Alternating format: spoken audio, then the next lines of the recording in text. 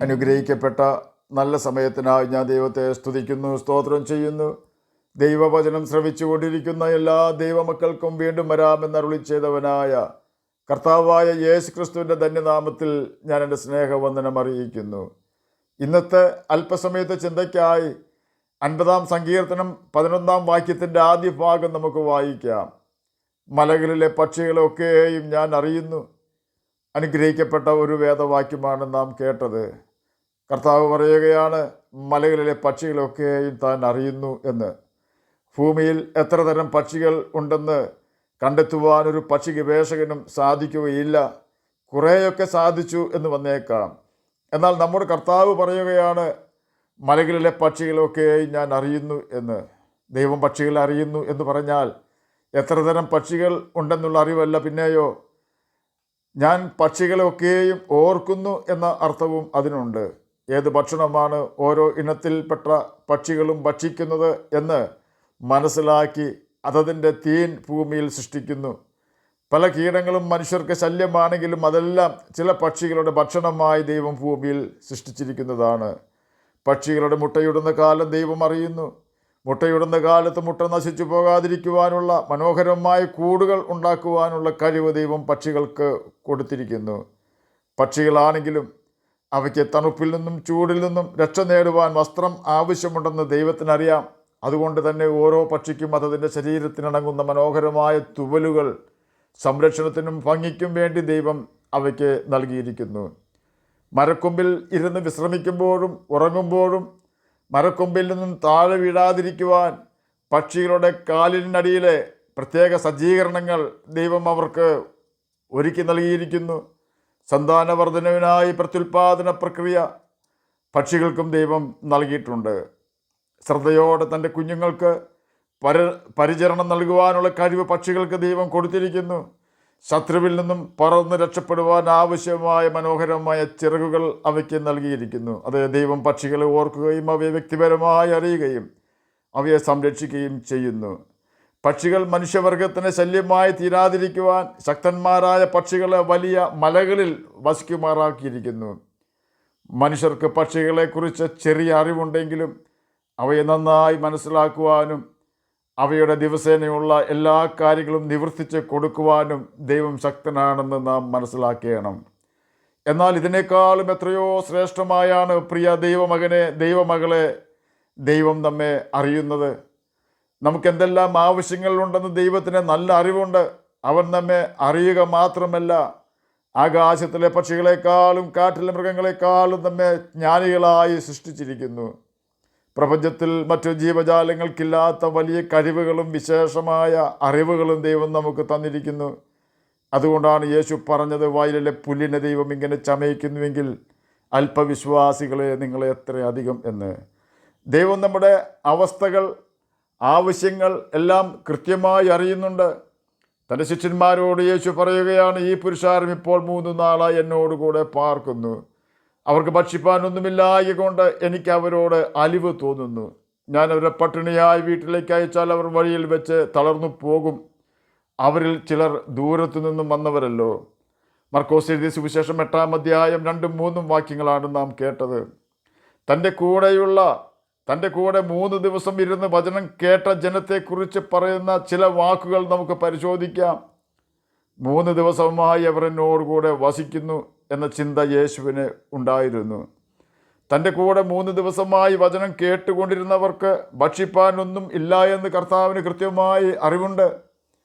തന്നെയുമല്ല, ഭക്ഷിപ്പാൻ കൈവശമൊന്നും ഇല്ലാതിരുന്ന ജനത്തെക്കുറിച്ച് അലിവ് തോന്നുന്നവനായ ഒരു കർത്താവിനെ നമുക്കവിടെ കാണുവാൻ കഴിയും. പട്ടിണിയായി അവരെ വീട്ടിലേക്ക് അയക്കുവാൻ വേണമെങ്കിൽ കർത്താവിന് കഴിയുമായിരുന്നു. എന്നാൽ അവർ വഴിയിൽ വെച്ച് ഭക്ഷണം കഴിക്കായകയാൽ തളർന്നു പോകുമെന്ന് യേശുവിനെ അറിയാം. തന്നെയുമല്ല, യേശുവിനോട് കൂടെ 3 ദിവസം വചനം കേട്ടുകൊണ്ടിരുന്ന ജനക്കൂട്ടത്തിൽ ചിലർ അതിദൂരത്തു നിന്നും വന്നവരാണെന്ന് യേശുവിന് കൃത്യമായി അറിവുണ്ടായിരുന്നു. ഇന്നത്തെ പോലെ രജിസ്ട്രേഷൻ ഒന്നും ഉണ്ടായിരുന്നില്ലെങ്കിൽ പോലും വലിയ കൂട്ടം ജനങ്ങളിൽ ദൂരത്തു നിന്നും വന്ന ചിലരെ കൃത്യമായി കണ്ടെത്തിയ ഒരു നാഥനാണ് കർത്താവായ യേശു ക്രിസ്തു. തന്നെയുമല്ല, അവരുടെ ഹൃദയത്തിൻ്റെ വ്യതയും കർത്താവിന് മനസ്സിലായി. അവർ വഴിയിൽ വെച്ച് തളർന്നു പോയേക്കും എന്നല്ല, തളർന്നു പോകും എന്നാണ് യേശു പറഞ്ഞത്. ഈ ഭാഗങ്ങളിൽ നിന്ന് നമുക്കുള്ള സന്ദേശം എന്തെന്നാൽ, ഒന്നാമതായി നമ്മുടെ കർത്താവിന് നമ്മെക്കുറിച്ചുള്ള കരുതൽ എത്ര വലിയതാണെന്ന് നാം തിരിച്ചറിയണം.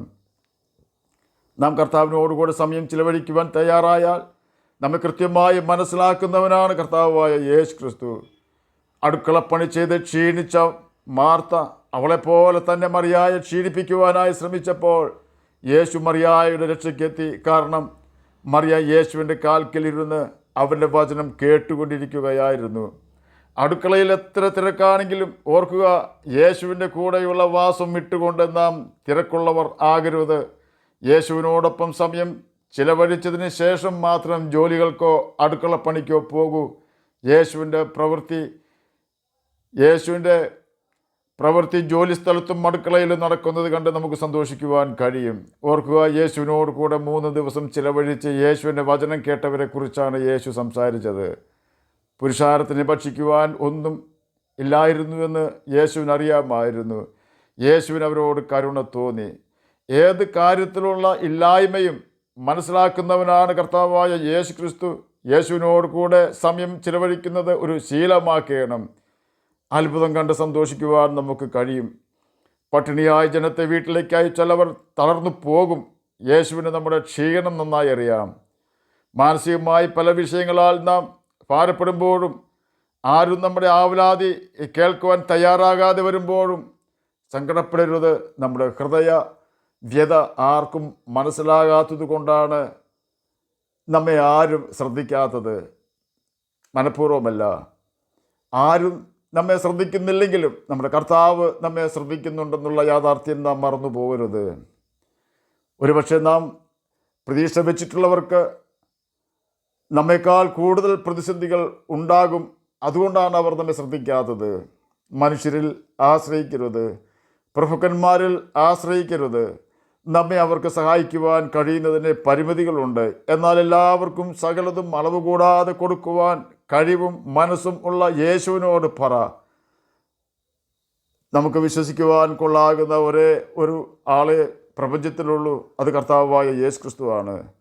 നമ്മുടെ തളർച്ച നമ്മുടെ സ്നേഹിതരോട് പറഞ്ഞാൽ അവർക്ക് നമ്മെ സഹായിക്കുവാൻ പറ്റണമെന്നില്ല.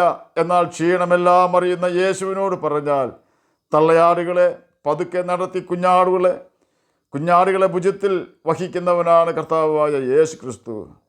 തളർന്നു പോകുവാൻ അവൻ ഒരിക്കലും സമ്മതിക്കുകയില്ല. അവൻ ആ തളർച്ചയ്ക്ക് പരിഹാരം വരുത്തും. ആ ഭാഗത്ത് തന്നെ ആശ്വസിപ്പിച്ചൊരു വാക്ക്, അവരിൽ ചിലർ ദൂരത്തു നിന്നും വന്നവരല്ലോ എന്നതാണ്. ആ ചിലരിൽ എത്ര പേരുണ്ടെന്ന് നമുക്കറിയില്ല. എന്നാൽ ജനക്കൂട്ടത്തിലുണ്ടായിരുന്ന ദൂരത്തു നിന്നും യേശുവിൻ്റെ അടുക്കൽ വന്നവരെ ആരും തിരിച്ചറിഞ്ഞില്ല. ആരും തിരിച്ചറിഞ്ഞില്ലെങ്കിലും യേശു അവരെ തിരിച്ചറിഞ്ഞു. ആ യേശുവിൻ്റെ സ്നേഹത്തെ ഓർത്ത് ഞാൻ ദൈവത്തെ സ്തുതിക്കുന്നു. ആൾക്കൂട്ടത്തിൽ ഏകയായി നാം ആയിരുന്നാലും ക്ഷീണിക്കാത്ത 2 കണ്ണ് നമ്മെ നോക്കിക്കൊണ്ടിരിക്കുന്നുണ്ട്. ഉറങ്ങാത്ത 2 കണ്ണുകൾ. പത്രോസിൻ്റെ അധ്വാനത്താൽ ഒന്നും ലഭിക്കാതെ ശൂന്യമായ പടകിനെയും മനോപ്രയാസത്താൽ തളർന്നിരുന്ന പത്രോസിനെയും കണ്ട 2 കണ്ണുകൾ. എന്നെ കേൾക്കുന്ന പ്രിയ ദൈവമകനെ, ദൈവമകളെ, നമ്മെയും ആ കണ്ണുകൾ കാണുന്നുണ്ട്. എനിക്കുള്ളവയെ ഞാൻ അറിയുന്നു എന്ന് യേശു യോഹന്നാൻ എഴുതിയ സുവിശേഷം 10-ാം അധ്യായം 14-ാം വാക്യത്തിൽ രേഖപ്പെടുത്തിയിരിക്കുന്നു. പിതാവ് എന്നെ അറിയുകയും ഞാൻ പിതാവിനെ അറിയുകയും ചെയ്യുന്നത് പോലെ ഞാൻ എനിക്കുള്ളവയെ അറിയുകയും എനിക്കുള്ളവ എന്നെ അറിയുകയും ചെയ്യുന്നു. യോഹന്നാൻ എഴുതിയ സുവിശേഷം 10-ാം അധ്യായം 14-ാം വാക്യമാണ് നാം കേട്ടത്. 1 കൊരിന്ത്യർക്ക് എഴുതിയ ലേഖനം 8-ാം അധ്യായം 3-ാം വാക്യത്തിൽ ഒരുത്തൻ ദൈവത്തെ സ്നേഹിക്കുന്നുവെങ്കിലോ അവനെ ദൈവം അറിഞ്ഞിരിക്കുന്നു എന്നും 1 യോഹന്നാൻ 4-ാം അധ്യായം 8-ാം വാക്യത്തിൽ സ്നേഹിക്കാത്തവൻ ദൈവത്തെ അറിഞ്ഞിട്ടില്ല, ദൈവം സ്നേഹം തന്നെയെന്നും രേഖപ്പെടുത്തിയിരിക്കുന്നു. ദൈവത്തെ നാം അറിയണമെങ്കിൽ ദൈവത്തെ നാം സ്നേഹിക്കണം. അതുപോലെ തന്നെ ദൈവം നമ്മെ അറിയണമെങ്കിലും നാം ദൈവത്തെ സ്നേഹിക്കണം. ചുരുക്കി പറഞ്ഞാൽ, നാം ദൈവത്തെ സ്നേഹിച്ചാൽ നമുക്ക് ദൈവത്തെ നന്നായി മനസ്സിലാക്കുവാൻ ദൈവം ഇടവരുത്തും. അതുപോലെ തന്നെ ദൈവം നമ്മെ അറിയുകയും ചെയ്യും. ദൈവത്തെ എങ്ങനെ സ്നേഹിക്കാമെന്ന് യോഹന്നാൻ എഴുതിയ സുവിശേഷം 14-ാം അധ്യായം 21-23 വാക്യങ്ങളിൽ വ്യക്തമാക്കിയിരിക്കുന്നു. എൻ്റെ കൽപ്പനകൾ ലഭിച്ച് പ്രമാണിക്കുന്നവൻ എന്നെ സ്നേഹിക്കുന്നവനാകുന്നു. എന്നെ സ്നേഹിക്കുന്നവൻ എൻ്റെ പിതാവ് സ്നേഹിക്കുന്നു. ഞാനും അവനെ സ്നേഹിച്ച് അവൻ എന്നെ തന്നെ വെളിപ്പെടുത്തും. യേശു അവനോട്, എന്നെ സ്നേഹിക്കുന്നവൻ എൻ്റെ വചനം പ്രമാണിക്കും. എൻ്റെ പിതാവ് അവനെ സ്നേഹിക്കും. ഞങ്ങൾ അവൻ്റെ അടുക്കൽ വന്ന് അവനോടുകൂടെ വാസം ചെയ്യും. യോഹന്നാൻ എഴുതിയ സുവിശേഷം 14 അധ്യായം 21 23 വാക്യങ്ങളാണ് നാം കേട്ടത്. ഇപ്രകാരം വചനം അനുസരിച്ച് ജീവിച്ചാൽ നിശ്ചയമായും നമ്മുടെ പ്രതിസന്ധി നമ്മുടേതല്ല, കർത്താവായ യേശു ക്രിസ്തുവിൻ്റേതായി തീരും. ആകയാൽ നമ്മെ അറിയുന്ന കർത്താവിനെ അനുസരിച്ചുകൊണ്ട് നമുക്കവനെ സ്നേഹിക്കാം. യേശുവിൻ്റെ മടങ്ങി വരവിനെ കാത്തിരുന്ന് ഉത്സാഹത്തോടെ നമുക്ക് മുന്നോട്ട് പോകാം. അവൻ്റെ കൽപ്പനകൾ അനുസരിച്ചുകൊണ്ട് നമുക്ക് നിത്യജീവന അവകാശികളായി തീരാം. അതിന് കർത്താവ് നമ്മെ സഹായിക്കട്ടെ എന്ന് പ്രാർത്ഥിച്ചുകൊണ്ട് ഞാൻ എൻ്റെ വാക്കുകളിൽ നിന്ന് വിരമിക്കുന്നു. നമുക്ക് പ്രാർത്ഥിക്കാം. ഞങ്ങളെ സ്നേഹിക്കുന്ന സ്വർഗീയ പിതാവേ, നല്ല സമയത്തിനായി അങ്ങയെ സ്തുതിക്കുന്നു, സ്തോത്രം ചെയ്യുന്നു. അങ്ങയുടെ വചനം പ്രമാണിച്ചുകൊണ്ട് ജ്യോതിഷികളെപ്പോലെ തിളങ്ങുവാനും കർത്താവെ നിത്യജീവന അവകാശികളായി തീരുവാനും അടിയനെ കേൾക്കുന്ന അങ്ങയുടെ കുഞ്ഞുങ്ങളെയും അങ്ങ് സഹായിക്കണമെന്ന് പ്രാർത്ഥിക്കുന്നു. അന്ത്യത്തോളം അങ്ങയുടെ വിശ്വസ്തരായിട്ട് ജീവിപ്പാൻ വേണ്ട ദൈവകൃപ ഞങ്ങൾക്ക് തന്ന് സഹായിക്കണമേ. രോഗത്താൽ ഭാരപ്പെടുന്നവർക്ക് രോഗസൗഖ്യം കൊടുക്കണമേ. സമാധാനമില്ലാത്തവർക്ക് സമാധാനം കൊടുക്കണമേ. പ്രാർത്ഥന കേട്ടതിനായി സ്തോത്രം. യേശുവിൻ്റെ നാമത്തിൽ തന്നെ ആമേൻ. കർത്താവ് എല്ലാവരെയും അനുഗ്രഹിക്കട്ടെ. സ്തോത്രം.